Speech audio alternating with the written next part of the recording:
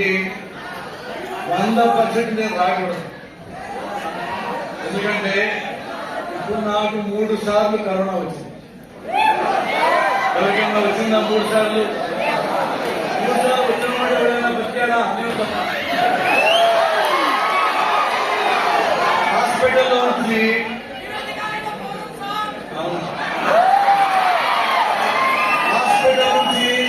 బయటికి వచ్చిన 2 రోజే బీసీ గారు ఫోన్ చేశారు. వేరే వాళ్ళు చెప్పారు బీసీ గారు ఫోన్ చేస్తారు, గెస్ట్ గా రావాలి యూనివర్సిటీ. సార్ ఇప్పుడే హాస్పిటల్ నుంచి మెడిసిన్ ఎక్కుతున్నాను, 10-15 రోజులు దాకా బయటికి రాకూడదు. నా కరోనా మావిడ కూడా ఇచ్చాను, ఆవిడ హాస్పిటల్లో ఉంది అంటే వెంటనే బీసీ గారు మెసేజ్ పంపించారు. నేను పద్యానికి దాన్ని తిరిగి ఫోన్ చేశాను. ఫోన్ చేసి సార్ మీరు ఎందుకు సార్ ఫోన్ చేశారు, పిఏకి ఫోన్ చేయించవచ్చు కదా అని అడిగాను. బీసీ గారు మాట్లాడిన విధానం వల్ల నేను కరోనా మర్చిపోయి మీ దగ్గరికి వచ్చాను.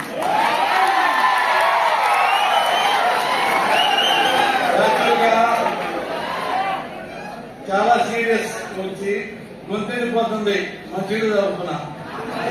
అందుకని మీరు తక్కువ తింటే బాగుంది. బీసీ గారు ఒక మాట చెప్పారు, మీరు బాగా అచీవ్ చేయకుండా ఏదో ఎంపీలో పీహెచ్డీలో ఏది చేయకుండా మీరు పెళ్లి చేసుకోవద్దు అన్నారా సార్ మీరు? ఆయన అన్నమాట నిజం. ఎందుకంటే నేను ఎంపీలు అయిపోయిన తర్వాత ప్రెసిడెన్సీ కాలేజీలో మద్రాసులో పిహెచ్డీ చేసుకున్నాను. ఇంకా 3 months లో వైవా అయిపోతుంది, డాక్టరేట్ వస్తుంది, తర్వాత డిగ్రీ చేద్దాం అనుకుని తర్వాత ప్రొఫెసర్ అవుదాం అనుకుని కోరిక. అలాగే నా భార్య బిఎస్సీ బిఎం చేసింది ఎంఏ నాగపూర్ యూనివర్సిటీ. తనకి 4-5 నెలల్లో ఎమ్మెల్యే అయిపోతుంది. ఈలోపు ఈ యూనివర్సిటీ మేడం గారు, కమ్మారెడ్డి నిర్మలా మేడం గారు మాకు ఈ స్టేజ్ లో ఉండగా వెంటనే పెళ్లి చేశారు. ఇక ఆమెకేమో ఎంఎల్ 3 నెలలు ఉంది, నాకు డాక్టరేట్ 3 నెలలు ఉండగా ఈ పెళ్లి చేసే ఉంది. వివాహం విజయ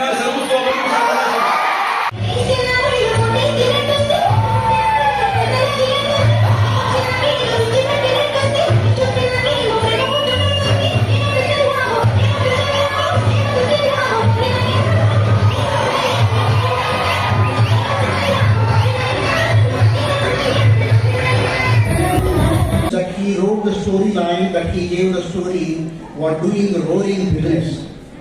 Apart from that, he established himself as a distinctive actor. He is also a producer with his values, and he is also a director according to his thinking and according to his ideology.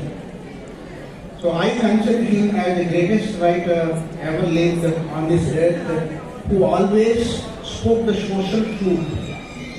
What is very enticing about his personality is his simplicity, his commitment, his sincerity, and his down-to-earth nature, and his ability of standing for the social truth as a single voice, as a lonely man. I consider him as an intellectual warrior who stands always on the side of the downtrodden people, on the side of the poor people, who always champions the cause of the downtrodden people. I think this distinctive nature of his personality has endeared him to all the people, cutting across the castes, classes, elite sections, the poor sections, artists, etc., etc., etc. So I thought that it should be our responsibility to invite him, to felicitate him, and to introduce him as a perpetual inspiration to all the students. Usually, the students from the Department of Telugu and Sanskrit, they maintain low profile.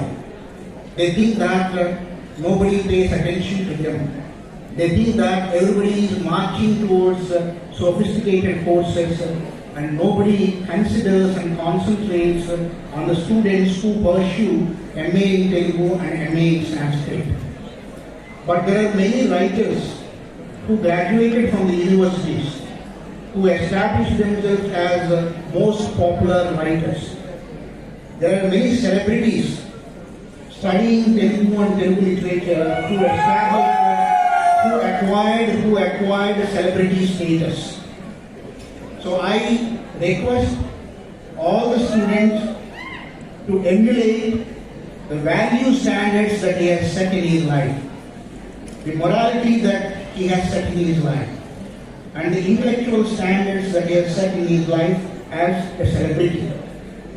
Now he is in the covetous position as the chairman of Film Development Corporation, and we look forward for many meaningful activities.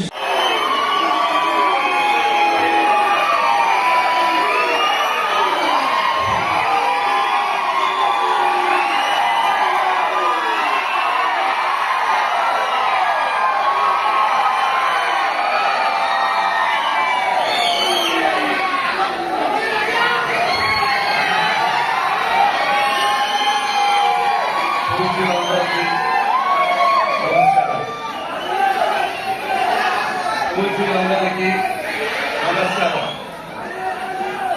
Ravi రాజా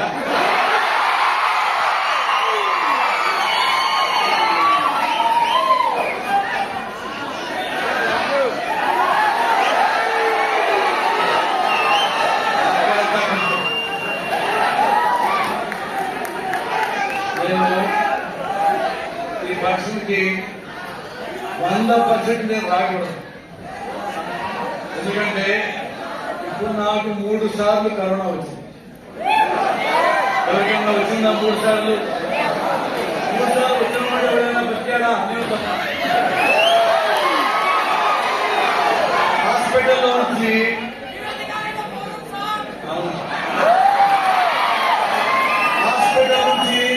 బయటకు వచ్చిన 2వ రోజే BC గారు phone చేశారు. వేరే వాళ్ళు చెప్పారు, BC గారు ఫోన్ చేస్తారు, గట్టిగా రావాలి సార్, ఇప్పుడే హాస్పిటల్ నుంచి మెడిసిన్ కారెక్కుతున్నాను, 10-15 రోజుల దాకా బయటికి రాకూడదు, నా కరోనా మావిడ కొడుకు ఇచ్చాను, ఆవిడ హాస్పిటల్లో ఉంది అంటే వెంటనే బీసీ గారు మెసేజ్ పంపించారు. నేను పద్యానికి దానికి తిరిగి ఫోన్ చేశాను.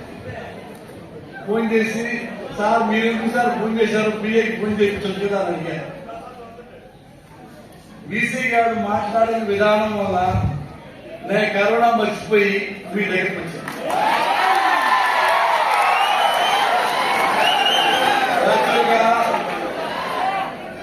చాలా సీరియస్ వచ్చి గొంతెళ్ళిపోతుంది, మంచిగా చదువుకున్నా. అందుకని మీరు తక్కువ తింటే బాగుంది. బీసీ గారు ఒక మాట చెప్పారు, మీరు బాగా అచీవ్ చేయకుండా, ఏదో ఎంపీలో పీహెచ్డీలో ఏది చేయకుండా మీరు పెళ్లి చేసుకోవద్దు అన్నారు సార్. మీరు ఆయన అన్నమాట నిజం. ఎందుకంటే నేను